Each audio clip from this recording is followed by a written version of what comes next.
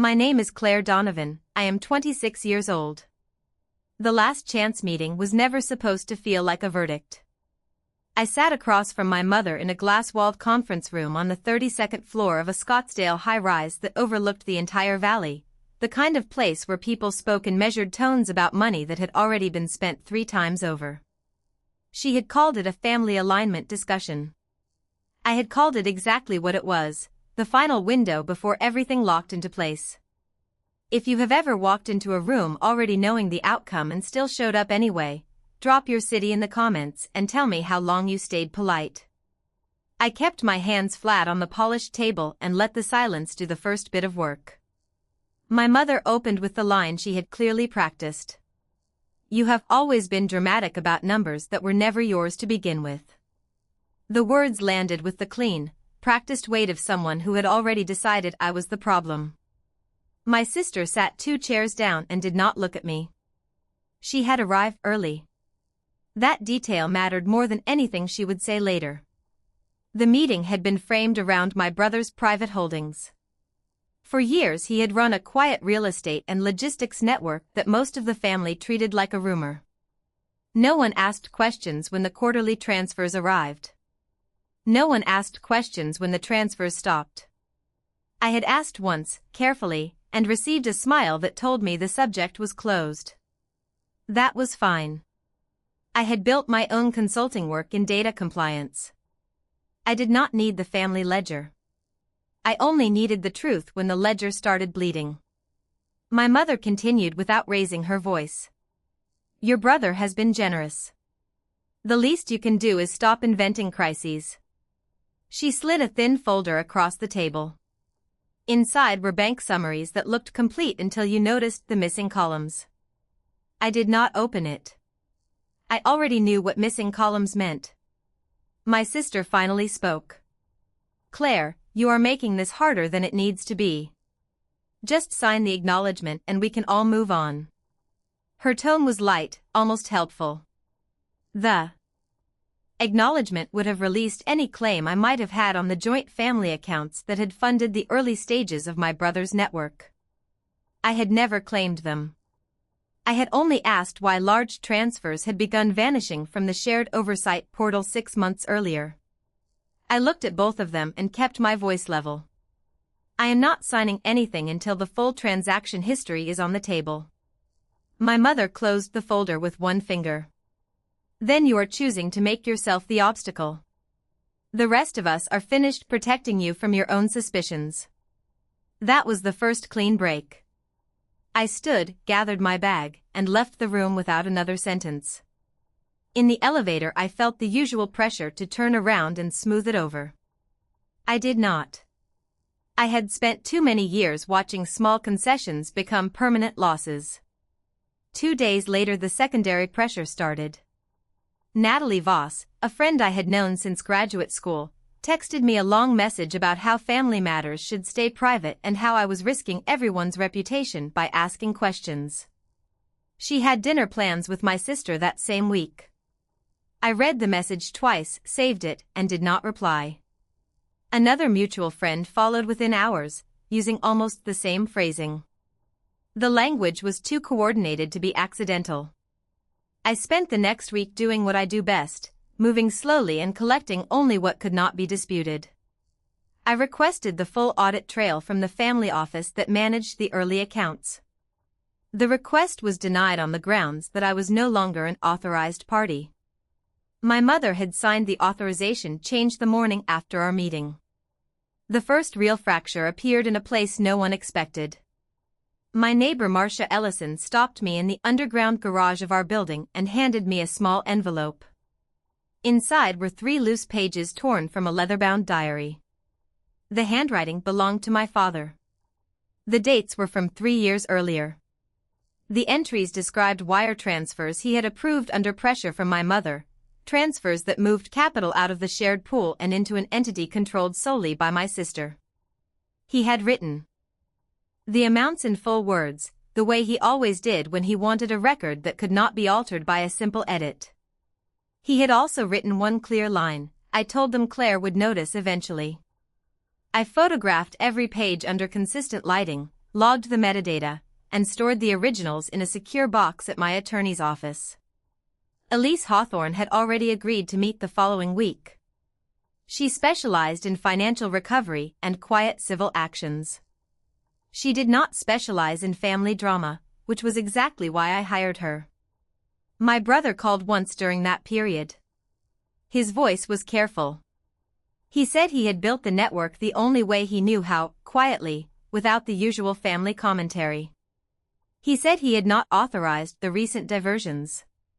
He said he was still mapping the full damage. I believed him. I also told him I would not wait for permission to protect what was left.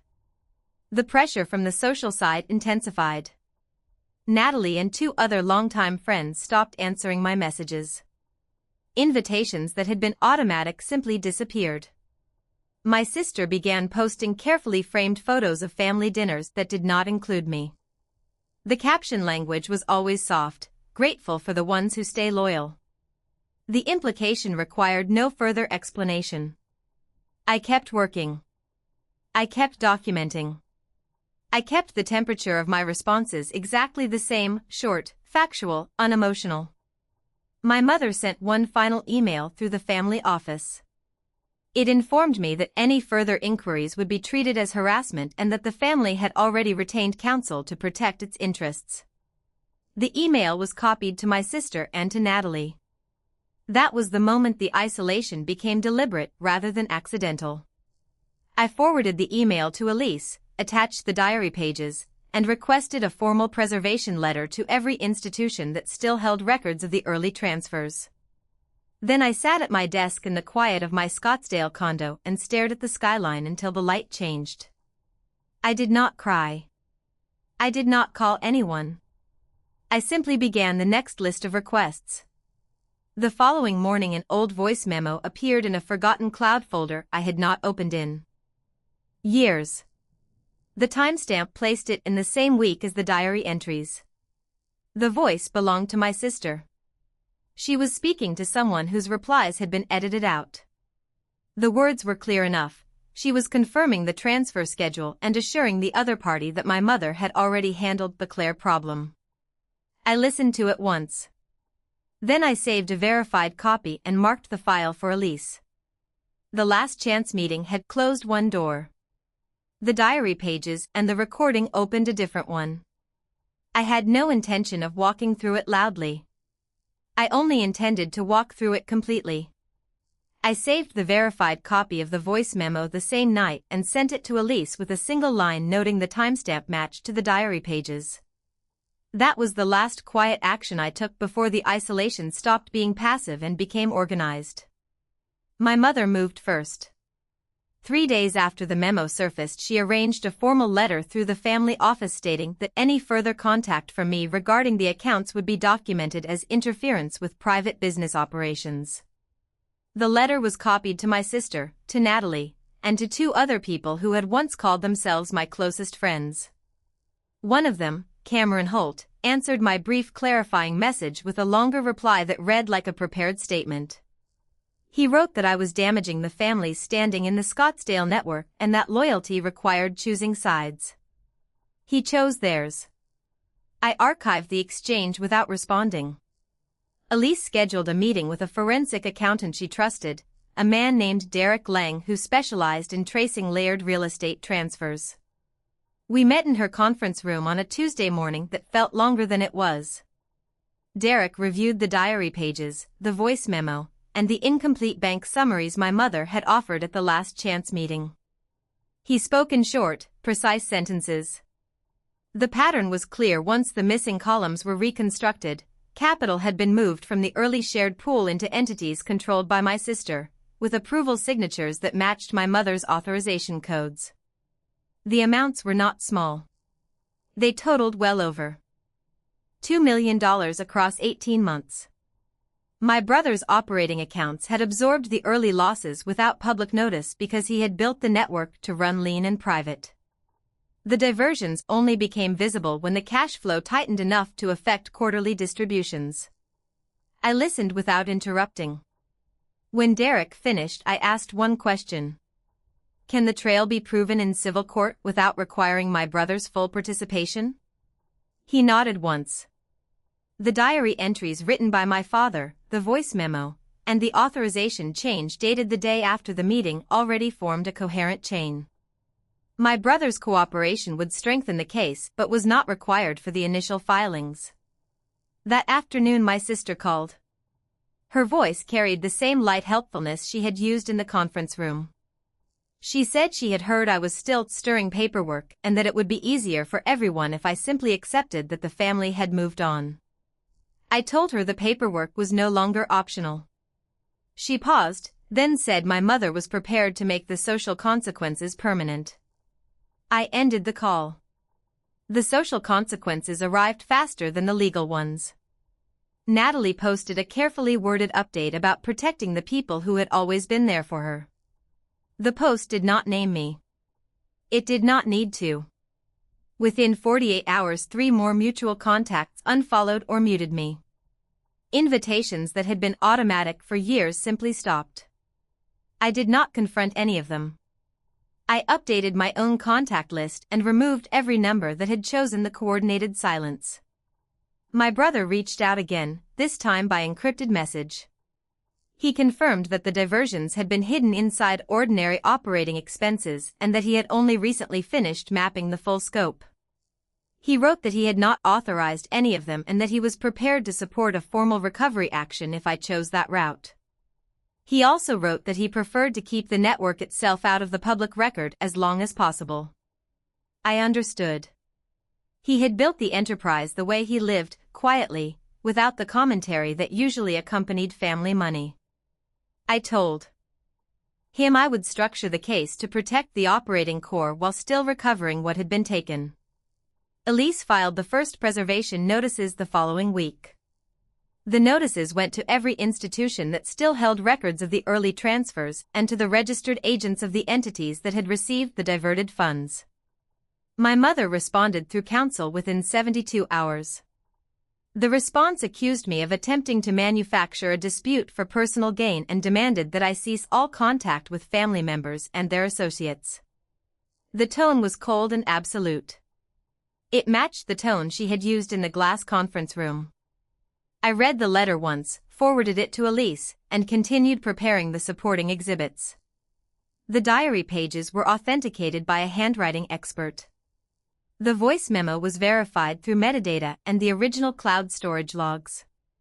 Derek produced a preliminary tracing report that connected each transfer to the authorization trail. The package grew thicker but stayed orderly. I did not add emotion to any of it. Emotion was not required. One evening Marcia Ellison stopped me again in the garage. She said she had overheard my sister speaking with Natalie in the building lobby. The conversation had included a clear statement that my mother intended to freeze me out of every shared social and professional circle in the valley until I dropped the matter. Marcia looked uncomfortable repeating it. I thanked her for the information and told her she did not need to involve herself further. She hesitated, then said she had already decided the quiet support was worth the risk. I did not ask what that meant. I simply noted it. Tristan Hale, the ally who had stayed outside the family orbit, sent a short message the same night. He had access to certain industry contacts through his own work and had quietly confirmed that the entities receiving the diverted funds were already under informal review by 2 lenders. He offered to share the confirmation if it became useful. I accepted the offer without ceremony. Strategic patience required collecting every available piece before moving the full weight of the case forward. The pressure from my mother escalated one final time before the formal filing. She arranged a brief in-person conversation through an intermediary at a neutral location, a quiet lounge in a Scottsdale resort that neither of us frequented. I arrived on time. She arrived 10 minutes late and sat without greeting. She looked at me the way she had looked at the incomplete folder weeks earlier, already finished with the discussion. She said the family had closed ranks. She said the friendships I had lost were the natural result of choosing paperwork over blood. She said if I continued I would find myself with nothing except the satisfaction of having been difficult. I listened until she finished. Then I stood and left the same way I had left the conference room, without a final sentence, without a raised voice, without giving her the reaction she had come to collect. That night Elise called. The preservation notices had produced the first responsive records from one of the intermediary banks. The records confirmed the authorization trail and showed additional transfers that had not appeared in the original summaries. Derek was already incorporating them into the tracing report. Elise said the civil complaint could be filed within 10 days if I approved the final package. I approved it. I sat at my desk afterward and reviewed the complete file one more time. The diary pages, the voice memo, the authorization change, the social coordination, the incomplete disclosures, all of it formed a single clear sequence. My mother had directed the diversions. My sister had executed them. The circle of friends had enforced the isolation. My brother had built something substantial enough to absorb the damage for a time and was now prepared to stand clear of the recovery. I had done nothing except refuse to sign the acknowledgement and refuse to stay quiet once the evidence appeared. The complaint was ready. The next step was simply to file it and let the legal process run its measured course. I closed the laptop, turned off the lights, and went to bed without checking any further messages. The isolation was complete. The record was complete. The only remaining variable was how long the other side would maintain the position that none of it had ever happened. I filed the civil complaint the following Monday through Elise's office. The package included the authenticated diary pages, the verified voice memo, Derek's tracing report, the authorization change dated the day after the last chance meeting, and the coordinated correspondence that had enforced the social isolation. The court accepted the filing without delay. Service was completed on my mother and my sister within 48 hours. My mother's response arrived through counsel 6 days later. It denied every material allegation and characterized the suit as a baseless attempt to extract money from a private family enterprise. The language was absolute. It demanded dismissal and sanctions against me for filing in bad faith. Elise reviewed it once and set it aside. The documentary record already contradicted the denial on every point that mattered. The preliminary hearing was scheduled for a Thursday morning 3 weeks later. I attended in a dark suit and said almost nothing. Elise presented the chain of evidence in the order we had prepared, the diary entries written by my father, the voice memo in my sister's own voice, the authorization trail, and the reconstructed transfers. Derek testified to the tracing methodology without embellishment. The judge, a woman named Judge Helen Crow who ran an efficient courtroom, listened without visible reaction and ordered limited discovery on an accelerated schedule. She also denied my mother's request for an immediate protective order that would have silenced further communication with the financial institutions. During the discovery window, the intermediary banks produced the remaining records. The additional transfers matched the pattern Derek had already identified. The total diverted amount, once fully reconstructed, exceeded $2,400,000. My brother's operating accounts had absorbed the early losses because the network had been structured to run with minimal external visibility. The diversions only became unsustainable when the cash reserves tightened enough to affect scheduled distributions. My brother submitted a short, factual declaration confirming he had never authorized the movements and that the entities receiving the funds were controlled solely by my sister under authorizations signed by my mother. My sister's deposition lasted less than 2 hours. She maintained that the transfers were legitimate family adjustments. When confronted with the voice memo, she claimed the recording had been edited. The metadata and the original cloud logs contradicted that claim. She had no further explanation. My mother's deposition was shorter. She answered most questions with variations of "I do not recall" and "that was handled by others." The documentary record made the non-answers irrelevant. The social isolation reached its final form during the same period. Natalie and Cameron both declined to provide any statements. Several other former friends did the same. Their silence was consistent and complete. Lifelong connections that had survived every ordinary disagreement ended without a single direct conversation. I removed the remaining numbers from my contacts and did not look back. The loss was real. It was also finished. Tristan Hale's quiet assistance became visible only when the lenders who had been reviewing the receiving entities produced internal notes confirming informal flags on the same accounts. Those notes had been obtained through channels he had access to and had shared with Elise under a protective agreement. He never appeared in any filing. He never requested acknowledgement. The information simply arrived when it was useful and then remained in the record. The settlement conference was ordered by the court after discovery closed. My mother attended with counsel. My sister attended separately. I sat beside Elise and spoke only when required. The numbers were no longer in dispute. The authorization trail was no longer in dispute. The voice memo and the diary pages remained unrebutted. After 4 hours of measured discussion, the parties reached a stipulated judgment. My mother and my sister agreed to repay the full diverted amount plus documented costs. The judgment included a permanent injunction preventing further transfers from any accounts connected to the original shared pool without independent oversight. My brother's network was left untouched and outside the public record. The judgment was entered the following week. Payment schedules were established. The social consequences my mother had promised had already occurred. The friendships were gone. The family contact ended the day the judgment was signed. I blocked the remaining numbers, closed the shared portals, and instructed Elise to handle any residual correspondence.